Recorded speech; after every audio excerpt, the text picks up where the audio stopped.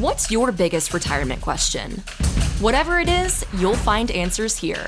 It's time for Right on the Money.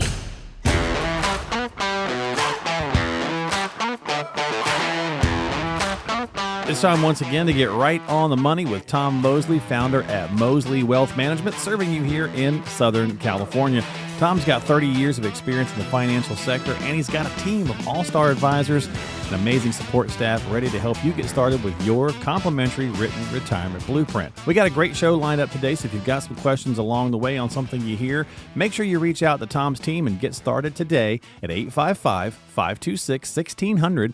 That's 855-526-1600 to visit with them in their office in Anaheim, Arcadia, Encino, Ontario, San Diego, and of course, over Zoom. So reach out, 855-526-1600. Tom, my friend, how are you this week? I am doing great. You know what's funny? I've had different hosts on this radio show over the 4 years that we've been doing it. Mm-hmm. And it's quite, everybody's great. Don't get me wrong, but there's sometimes when you go to make the radio show and you go to do the radio show, it's like everything's uphill. You know what I'm saying? It's like a push.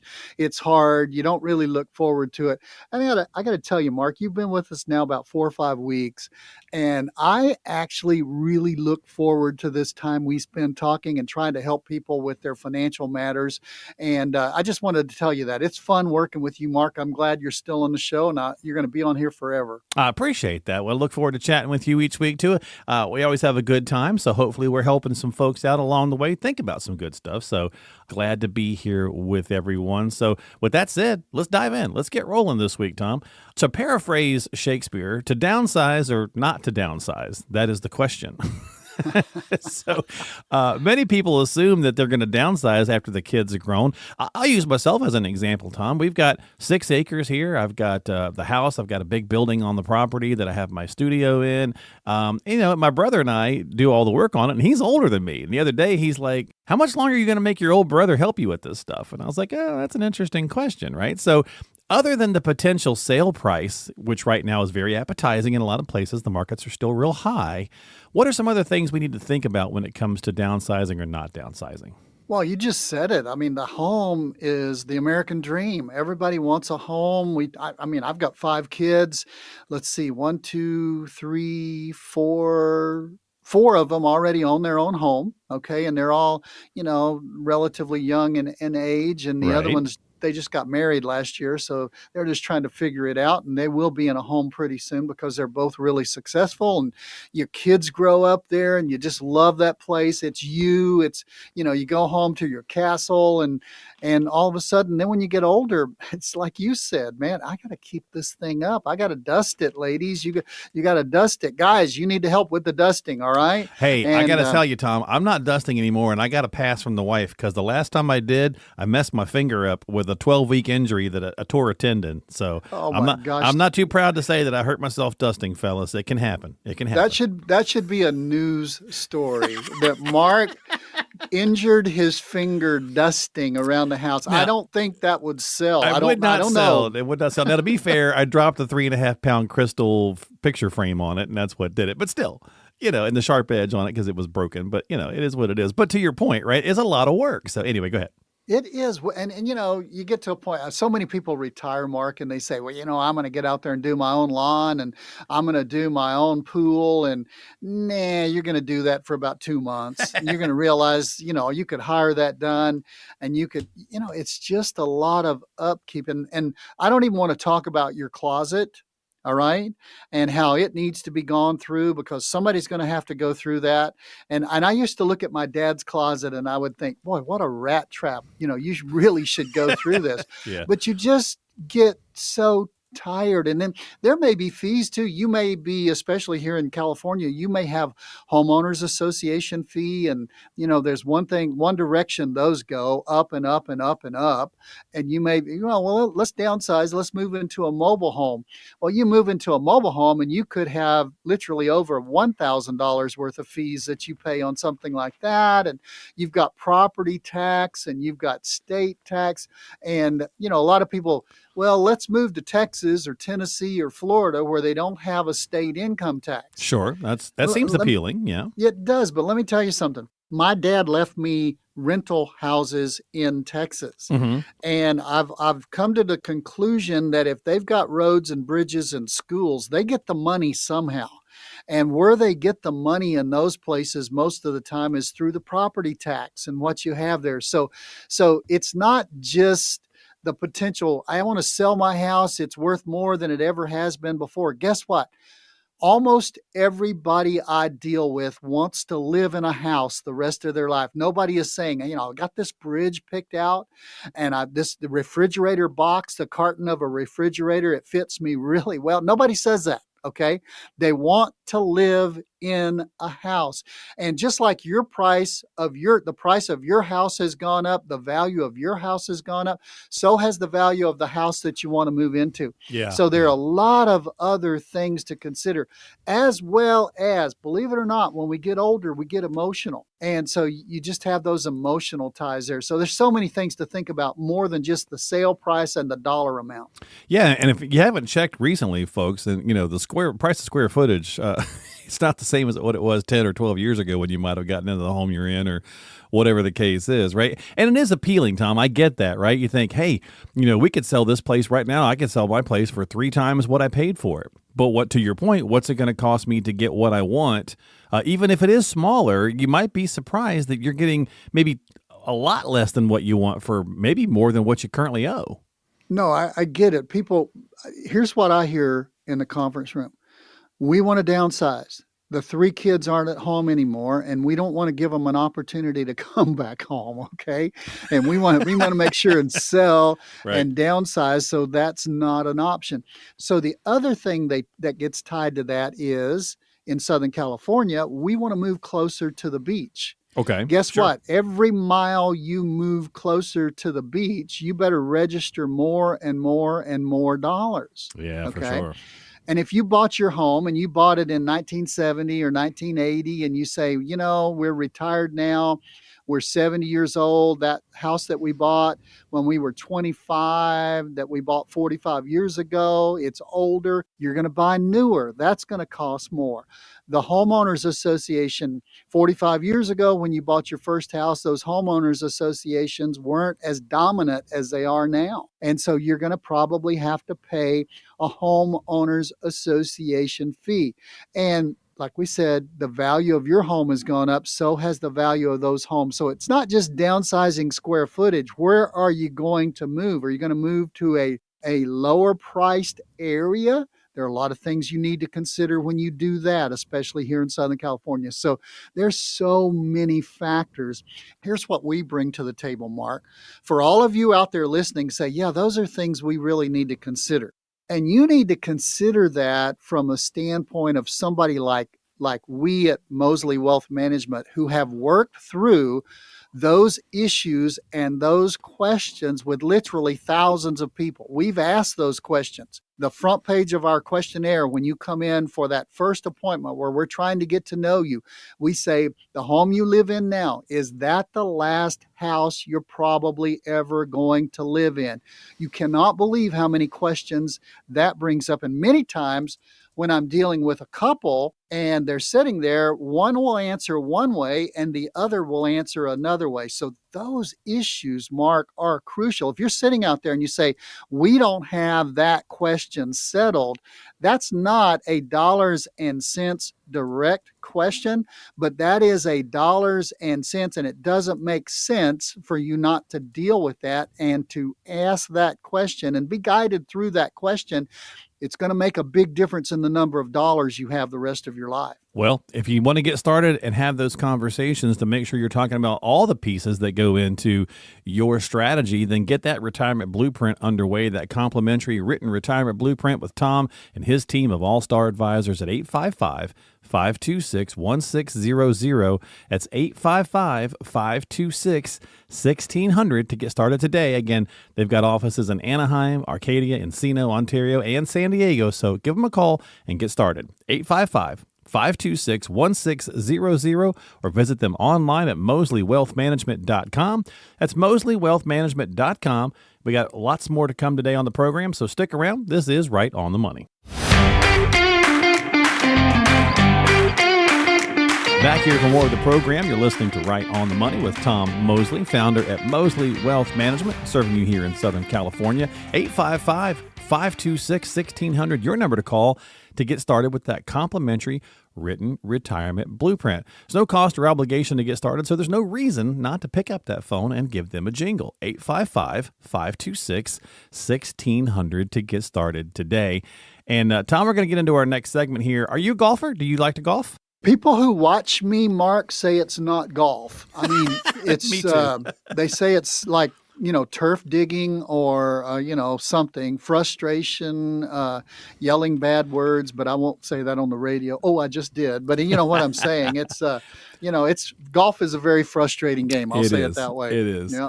I used to play with a gentleman years ago. Really sweet guy used to come into my shop, and I used to own some coffee shops, and he was a World War II guy, and just loved talking with those guys. They were great. And he's like, we're going to go out and play golf, you and I, on a regular basis. I was like, all right, cool. And he's like, boy, you can hit it a mile, but you can't hit it straight.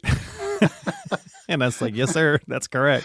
It's like when my kid played college baseball, he was a really good pitcher, but he was only 5'9". Mm-hmm. And he threw, he maxed out at about 88, 89 miles an hour, but he knew how to pitch. But they would have these kids come back from the Division I schools like LSU and Southern Cal or so and drop down. He played Division II at Cal State LA. And I would always say, they can throw the ball through the wall. You just don't know which wall they're going to throw it through. Exactly. And that's the way my golf is. You want to, on 180 degrees in front of where I'm standing, you don't want to be standing there. You want to be out of the way. Okay. I get challenged every time. It's emotionally draining to watch golf on television, like on the 18th hole at the Masters, where it's so narrow there for about 150 yards. And I'm thinking, I'm going to kill somebody on the right or the left if I ever am in that situation. I'm going to knock them dead. I hear you. Well, let's have a little fun. Let's go out to the retirement golf course. We'll do some analogies here. What the game of golf can maybe tie us in and teach us a little bit about retirement strategy and planning, Tom. And I'll tell you this story. I'll set you up this way and I'll let you run with it. So me and the gentleman I just described, we went out and played one day with a couple other folks that were friends of his. And we're out there, and it's a par 3. I think it was the third hole, right? And the guy we're playing with that I had just met gets a hole in one. I'd never seen one. It was amazing. Wow. Yeah. It's a par 3. It was a short par 3, like 170 yards or something. And he gets a hole in one, and he just loses his mind. It's awesome. I mean, we're all excited. We're all pumped up. But I watched what happened the rest of the game. He got ridiculously cocky about how good he was at golf all of a sudden. And went on to basically tell us at the end of the round that he had the worst round of his life, except of that hole in one. And I got to thinking about like timing the market or investing. Like you get something good and something good happens to you in your financial life, and all of a sudden you might get a little cocky and think, hey, I got this figured out. Right. But so be careful, right? You don't want to be, if you get a home run in the markets or something, that's awesome. But just be careful. Still have a strategy. Still have a plan, right? Yeah, even a broken clock is right 2 times a day. You know what? It's perfect. According to my wife, me too. At least once a day. Yeah. Okay.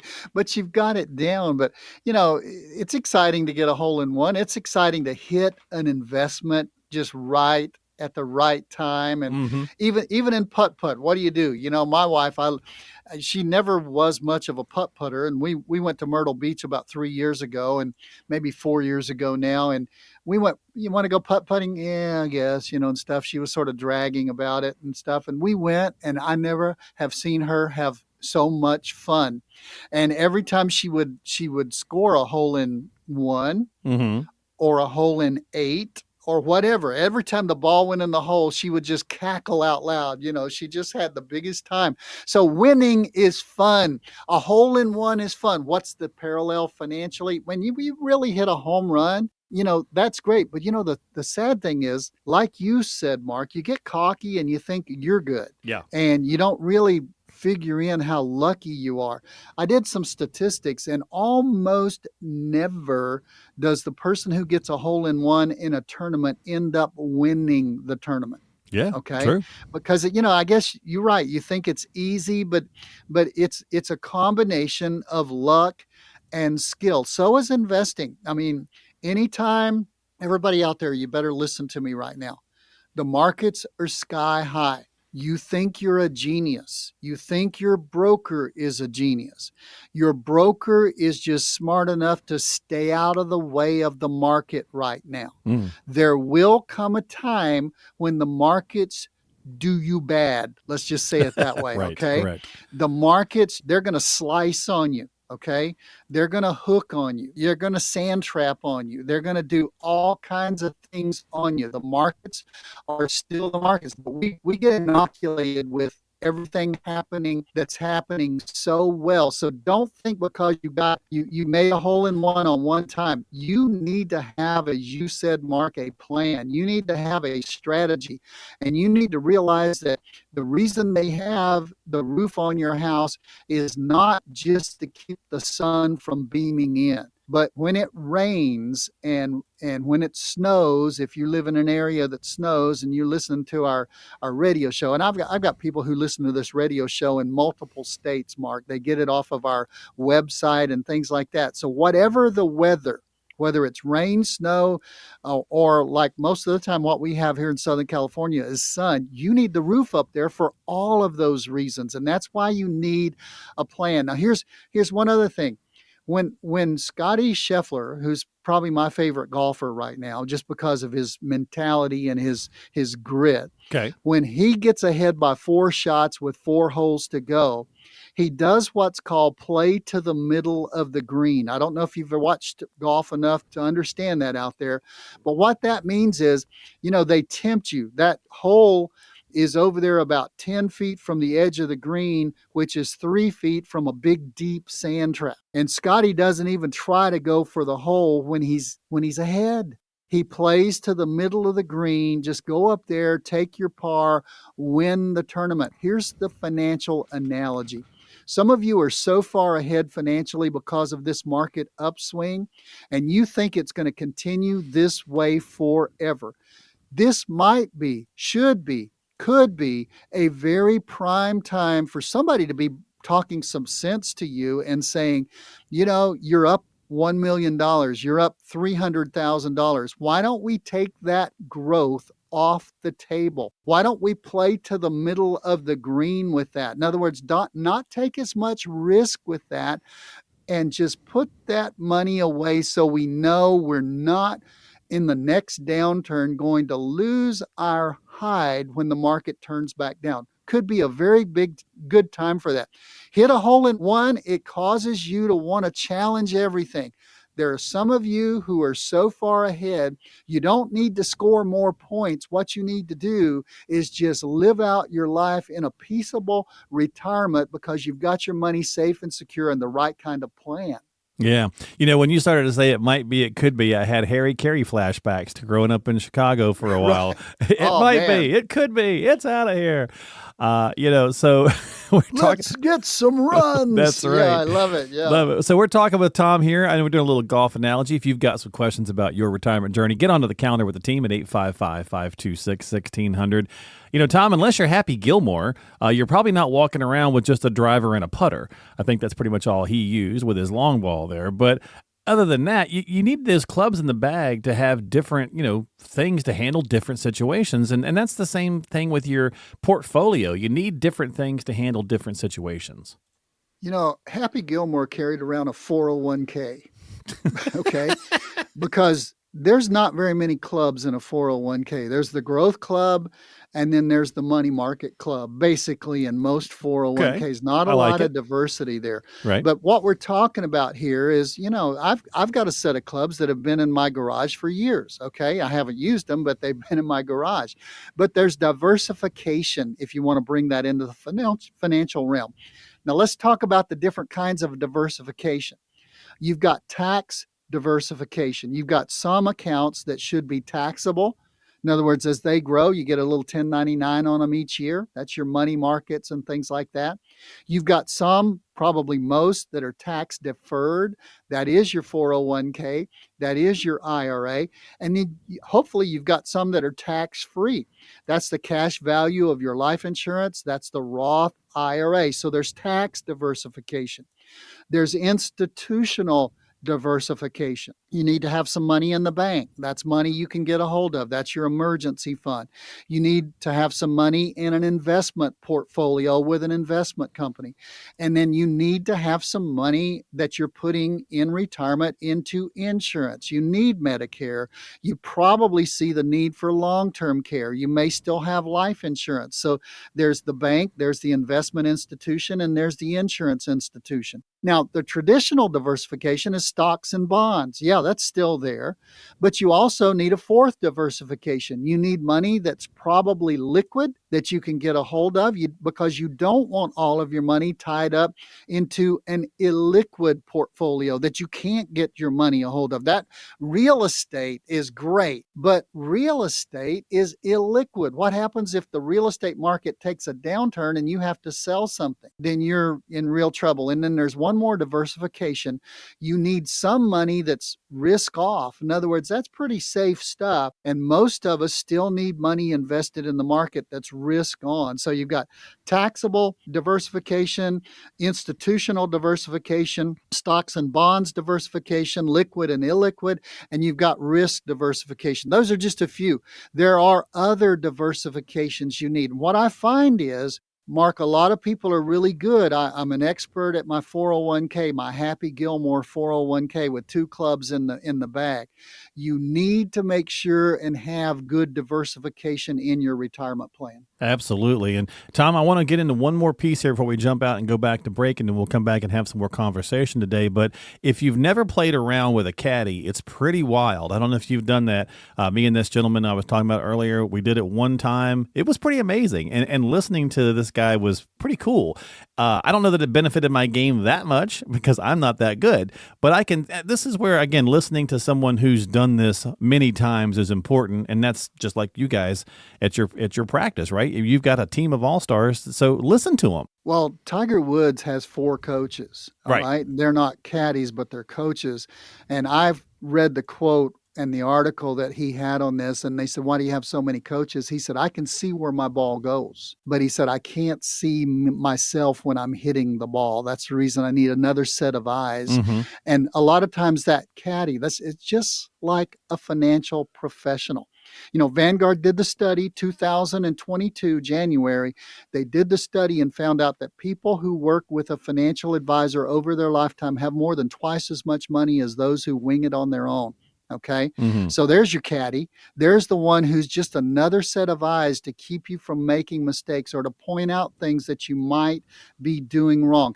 I looked this one up, Mark. In the last 43 years, no professional golfer has won a tournament without a caddy. Okay. Wow. Everybody's got that other set of eyes helping them, guiding them, carrying the bag for them. And that's what a financial professional will do. That's what we can do for you here at Mosley Wealth Management. Just another set of eyes who, by the way, we've played this course before, not with you, but we've played this course with other people before, and you need a caddy, a professional that's going to help you through and into and through retirement. Well, get started with Tom's team of all-stars, folks, by reaching out to him at 855-526-1600 to get started today. 855-526-1600 to get your retirement blueprint, your complimentary written retirement blueprint started today. 855-526-1600 or visit them online at mosleywealthmanagement.com. That's mosleywealthmanagement.com. Stick around. There's more to come today here on the program.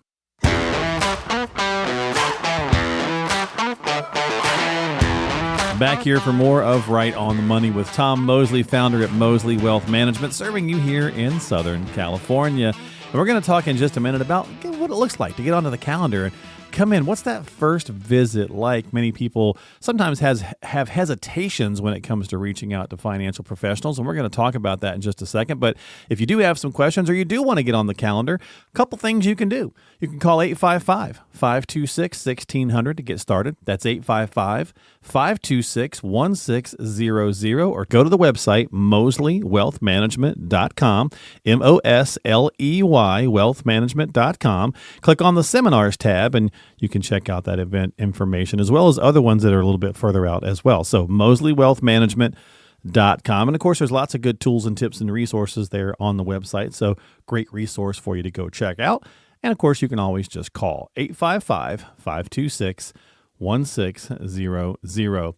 Tom, some people get nervous at the idea of meeting financial professionals, right? They think there's lots of analogies. Some people say, oh, they're going to this or they're going to that, or I'm intimidated or I'm going to be embarrassed or whatever the case might be. So let's talk about what that looks like when people come in to work with Moseley Wealth Management.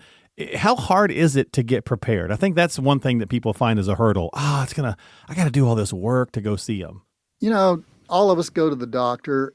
If we go to a new doctor, there's probably a little angst there because, you don't know where this new doctor is going to poke and prod and what they're going to ask or if they're going to have a good manner about what they're doing. You go to a doctor that you've seen over a period of time, you're pretty relaxed because you know what that's going to look like. So how hard is it to get prepared for a first visit with us at Moseley Wealth Management? Bring yourself in. Bring your dreams in. We're going to talk about your dreams, yourself, what you want to accomplish and what you want to see in retirement. It's going to help us a lot if you'll bring the statements of your retirement plans and the different amounts of money that you've got put away, because that's what we do. We're not the physical doctor that's going to give you a high blood pressure test and check your pulse. We're going to do that financially. We're going to give you a complete fiscal, FISCAL, so that we look at your financials and do those things, but you just need to bring yourself in. About a year ago, I called this guy because I had met him and he stayed after and talked to me after one of the events and he wanted to come in and see me. And so I said, yeah, I'll be glad to see you. So he was coming in and he called the office and he said, I'm not sure I want to bring in all of my financial statements. And he was talking in a hushed voice, Mark. He was like he was trying to whisper it. And I said, are you okay? Why are you whispering? He said, well, I'm in the doctor's office. I said, oh, really? I said, are you okay? And he said, yeah, I'm just here for a physical. And he was asking me why he should bring all of his statements in for us to evaluate him financially. And he was in a doctor's office. So I just asked him, I said, did you bring your body? And he said, what? I said, you're going to the doctor for a physical. You're coming to us for a financial. And you're questioning whether you should bring your financials to come get a financial analysis. Did you bring your body to the doctor to get a physical analysis? Right. And he said, I get it. I understand.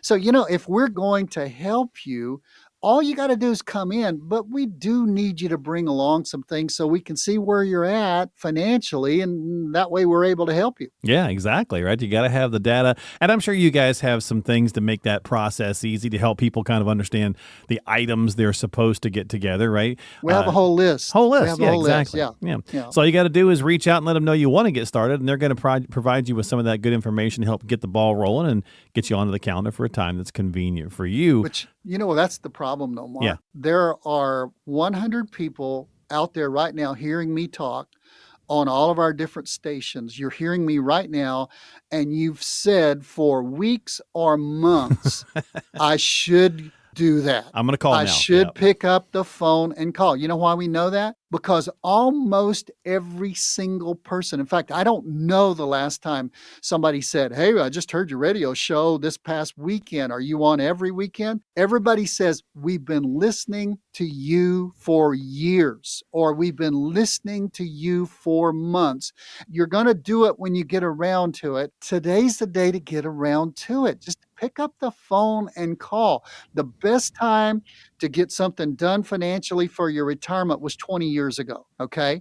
The next best time is today to get something started. And, you could have, think about it, where we're at in the year right now, you could have all of this done by the end of the year, and you could be secure in what you're looking at for retirement, whether you can or not, how well you're going to be able to do in retirement. You could have all of that behind you by the end of this year, but only if you pick up the phone and call us. You've got to take that step. It's 855 526-1600, 855-526-1600. We're talking about that first visit with Tom. And Tom, I said it earlier, some people say, oh, I'm going to go and they're going to yell at me. They're going to tell me I did stuff wrong.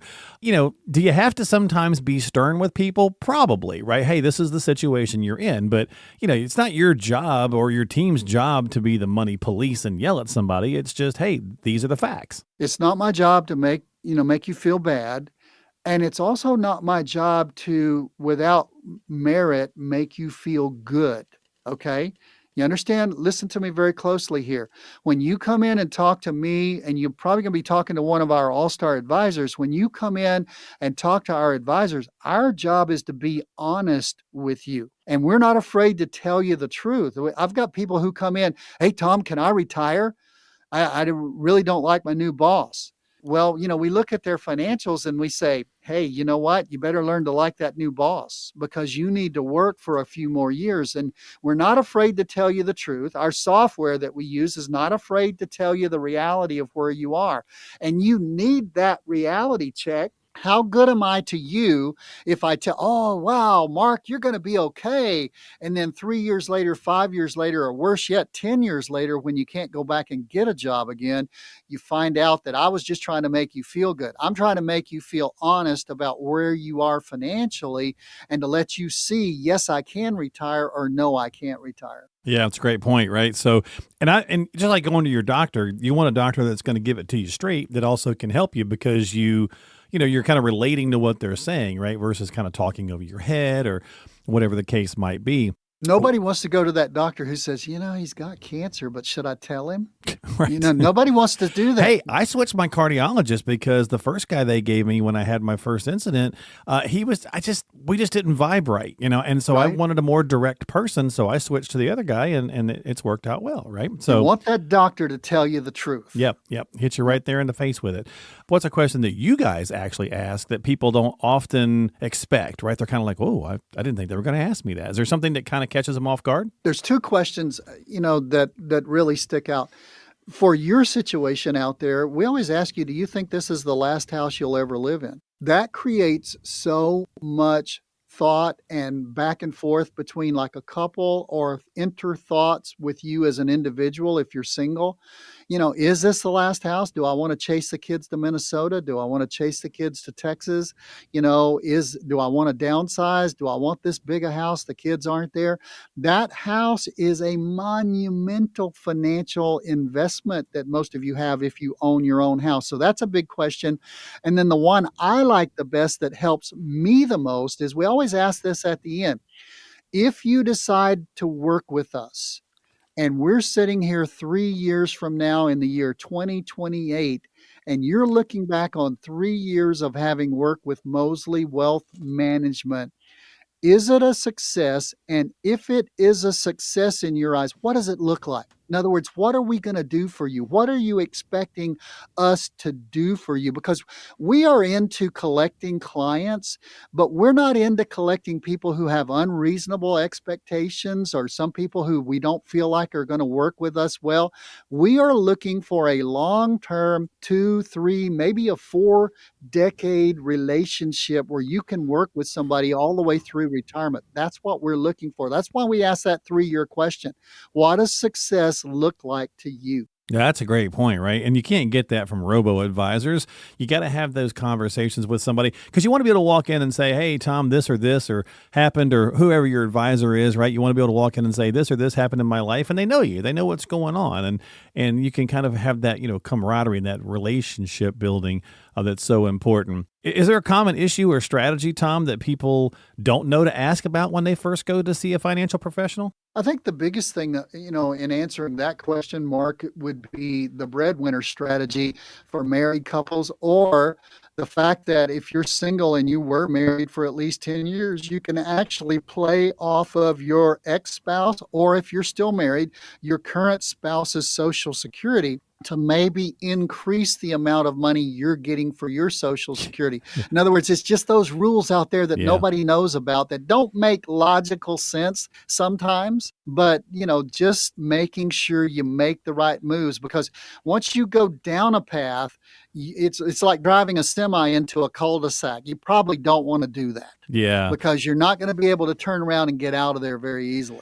It's funny you mentioned that. My mom learned that a few years back, and she's in her mid-80s now, and she found out she could do that Social Security thing from her first husband. And my brother and I were half brothers, and he's like, I don't know, that seems kind of wrong. And it's like, well, first of all, they don't know, and it doesn't affect them at all. I think there's some misnomers out there about that. We'll probably do a show at some point about some of that, but there's definitely some interesting things. And you're right. It's about understanding all the different rules, or having someone that you can turn to that understands all the different rules, right? I had this lady one time, she said, you mean I can draw off of his Social Security? Yeah. You mean, will it impact his Social Security? No. Well, when she said, will he know about it? And I said, no, he won't even know about it. She said, well, I'm going to tell him just to rub it in, right, and stuff. So. Right. And that was my brother was funny because he's like, I don't know, it just seems weird. I said, well, secondly, your father's passed away, so he's not going to care. Right. That's true. I'll guarantee you on that one, Mark, he's not going to care. Not going to care. Yeah. Tom, fill in the blank for me. When a visit ends with your staff and your team, what is something people often say? They say what? Blank. Here's what I love to hear, and I hear it often. You're the same person in here personally that you were on the radio. That's what I love to hear. We're not somebody on the radio to try to get you to come in. We've been here for 30 plus years. I've been here for 30 plus years. I've got a lot of new staff people, but I've been around for 30 plus years. We're building a company that will be here 100 years from now. That's our stated and stressed goal that we're trying to do. And as we make moves and decisions, that's what we're trying to do. And that's what our goal is and our aim is. And I love it when people say, we watched you on television. We heard you on the radio, we saw you at a seminar, and you're the same person out front of people that you are when you're here with us one-on-one. That's what I love to hear. That's awesome. Well, we're going to wrap up this segment here, Tom, before we jump out. Any other thoughts about that first visit you'd like to share? No, it's just don't be intimidated by it. John Maxwell says, my name's John and I'm your friend. I'm trying to help you. Well, my name's Tom. We're your friends, and we're trying to help you. We are on your team. Do we want to sell you something? No, we want to find out if we feel like we can work with you over a period of 2, 3, 4 decades through retirement so that you can have the retirement of your dreams. And we're not into collecting people that are, royal. Well, I won't say it, you know what I'm saying, but they're pains. It's got to be a good relationship, right? It's got to be a great relationship. And we could be a pain to you. You could be a pain to us. That doesn't do anybody any good. We want to make sure we're a match. That's why all of our visits are free until you decide you want to work with us. And then you know exactly what fees you're going to pay. And that's the way we operate. We always have, and we always will. Well, to get started, call them 855-526-1600 and start that first visit. 855-526-1600 to get onto the calendar with Tom's team of all-star advisors in Anaheim, Arcadia, Encino, Ontario, San Diego, or of course just over Zoom if that makes you feel comfortable, or come out to one of the events Tom talked about earlier. If you didn't catch all of that, go to the website and click on the seminars tab to see the events that are coming up at MosleyWealthManagement.com. That's MosleyWealthManagement.com. There's more to come today here on the program, so stick around. This is Right on the Money. Here's the truth. It's not just about how much you've saved for retirement. It's about how much you actually get to keep. And taxes could be one of your biggest expenses in retirement. That's why we created 𝗫𝗄𝗏𝗏𝗏𝗏𝗏. In just 3 simple steps, you can uncover your potential retirement tax bill. Step 1, enter your information. Step 2, get your immediate no-cost report. Step 3, discover strategies to help you address your tax liability. It's fast, it's private, and it can help you protect the retirement you've worked so hard for. Don't wait until tax time surprises you. Go now to 𝗫𝗄𝗏𝗏𝗏𝗏𝗏𝗏𝗏. That's 𝗫𝗄𝗏𝗏𝗏𝗏𝗏𝗏𝗏𝗏𝗏 and start preparing today.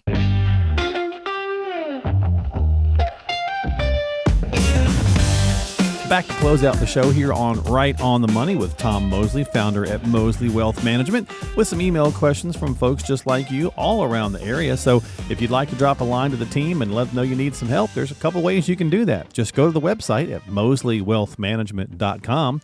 That's MosleyWealthManagement.com or call 855-526-1600 and get started today with your questions. 855-526-1600 to get that complimentary written retirement blueprint with Tom's team of all-star advisors and amazing support staff. So, Tom, let's answer some questions, or try to anyway, see if we can help them out with some useful nuggets of information. We've got the South Pasadena area with Ken, who writes in, I have a couple of life insurance policies, Tom, with a fairly substantial cash value, and the death benefit is probably higher than what I need now.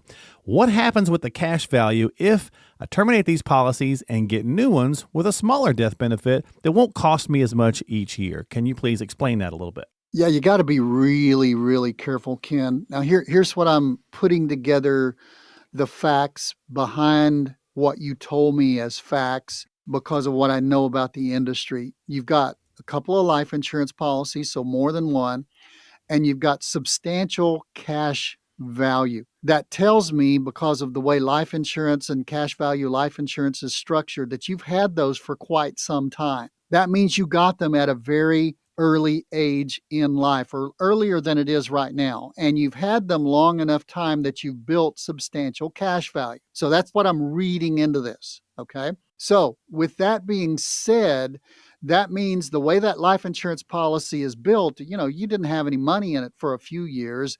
And then after about year 7, 8, 9, 6, maybe if we had good stock markets and it was an indexed universal life, maybe you started building cash value. So you've had it in there for decades, I would be willing to say. And you're wondering if you should go buy a new policy. Here's the problem.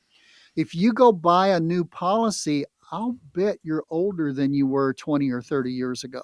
I would take that bet. Right. And the life insurance policy that you're going to buy is going to be based on your age. And there's also a strong likelihood that your health record, that probably when you were younger and you bought those policies, might not have had a lot of dings in it, but you may have that high blood pressure, overweight, a few pounds overweight, and those kind of things. And so if you can see my hand, it's going up, up, up, because that premium is going up, up, up.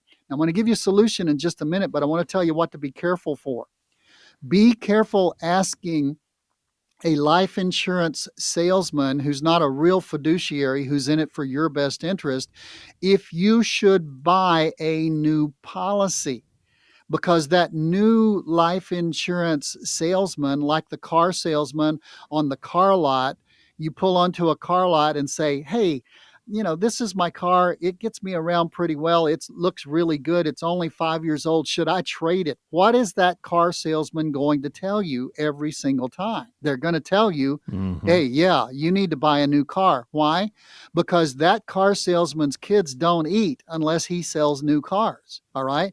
And the life insurance new policy salesman doesn't eat unless he sells you new life insurance policies. So make sure it's somebody who's really evaluating it. Let me maybe solve this. You're talking about maybe downsizing the policies and you've got cash value in it. Do you realize that you can take some of that cash value out, and you can take that out? It's your money, and you're ready for this? Spend that money, use that money, have that money for whatever you want to have that. I've got some people who draw cash value life insurance proceeds out for streams of income in retirement.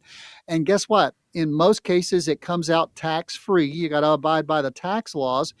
Guess what else it does? It does exactly what you're trying to accomplish, in that it downsizes the amount of life insurance that you have. Because when you do eventually pass away, and by the way, there's a 100% chance that's going to happen as well at some point, you've got this policy that has cash value to it. That cash value is going to continue to grow.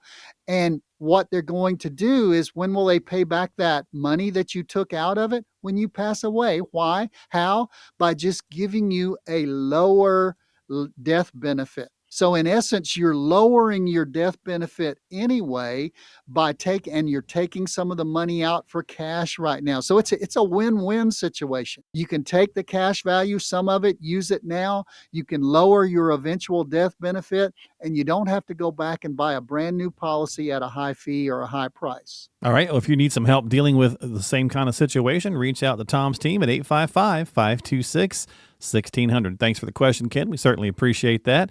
And we've got Sherry in San Marino.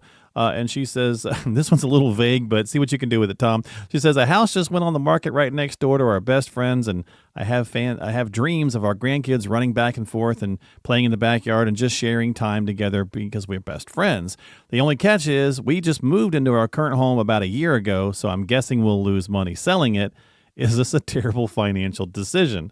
There's probably a lot that would go into that. Yeah, maybe. Maybe if you still like them as your best friends, you need to live a little bit farther apart. I was going to say, they might not want to live next door to you. That's right. I mean, if you've ever had anybody move into your house and live with you for a few months, like kids coming home or stuff, I didn't love my kids nearly as much when they moved back in and lived with us for a few months, and then they finally moved out and got a place on their own, as I did and I do now when they're out on their own, if you understand what I'm saying, because you're not having absence makes the heart grow fonder. It does. It does. And being really, really close sometimes is just not good. Yeah. You want to stay friends, fine, that's good.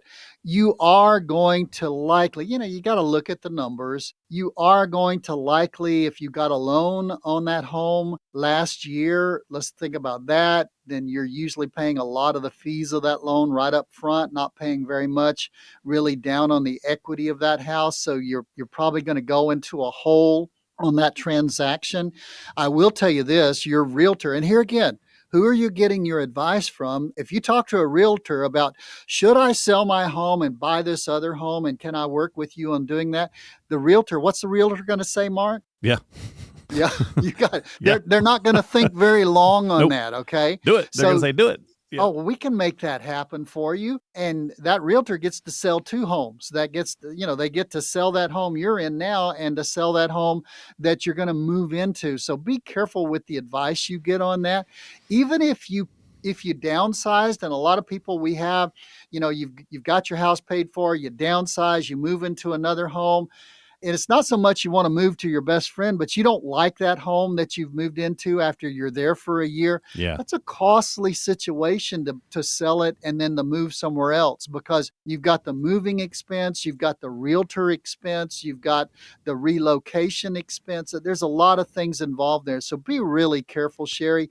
If you don't think we deal with this question on a regular basis, you are absolutely wrong, because that's what a real wealth management financial advisor who's walking with you through retirement does. That's what we do. All of our 10 advisors here at Mosley Wealth Management, we'd be glad to help you, Sherry. 855-526-1600, 855-526-1600. Final question this week in the Encinitas area from Barry. He says, I recently accepted a job with some interesting trade-offs. I earn substantially more than a lot of people in my industry, but the company's a bit unstable, so they overpay to compensate for lack of job security. How would you handle, Tom, extra income coming in if you're in a position like mine? Well, first of all, I would congratulate you, Barry, for understanding your situation. Like half the problem is people don't really realize the situation they're in. You realize your company's unstable. You realize, and by the way, we changed Barry's name just in case anybody would think, oh, well, I know that guy, okay? Yeah. It's we changed the names To on protect the everybody. innocent, that's right. To protect the innocent. Here's what you need to do. You're making sufficient income. You need to, I think what you need to do, if they have a 401k and you're over 59 and a half, and they do in that 401k an in-service distribution, you can help yourself on taxes directly and still, in essence, have access to the money. I would max out the 401k and max out any matching that company might do.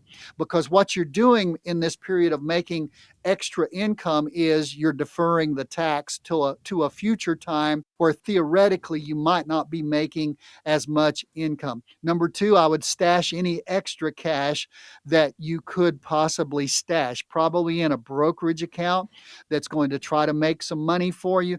And that dictates that you're going to need to set yourself a budget and limit yourself to live on that reduced budget from what you're making. Otherwise, what happens is people start making more money. They say, well, we can afford this, and we can afford a bigger boat, a bigger house, a bigger car, and all of those things. And you end up, and it doesn't benefit you at all. If you do get a raise, I've said, if you're younger, if you do get a raise your 401k contribution, half of it, and then enjoy the other half of it. In other words, share your raise with your 401k. What you need to do right now, Barry, is share this bountiful time with your future and stash some money away for the future. Live on a budget, stash the cash just fund as much as you can into that 401k right now, because you're deferring those taxes to the future. All right, great questions. Thanks as always, folks, for submitting stuff into the program. Again, if you need some help, reach out to the team at MosleyWealthManagement.com. That's MosleyWealthManagement.com. Don't forget to click on the Seminars tab to check out upcoming events and sign up to attend one of those, or call 855-526-1600 for your retirement blueprint. That's 855-526-1600 to sit down with a team of all-star advisors and amazing support staff to create that experience for you. 855-526-1600. For Tom Mosley, I'm your host, Mark Killian. We'll see you next time here on Right on the Money.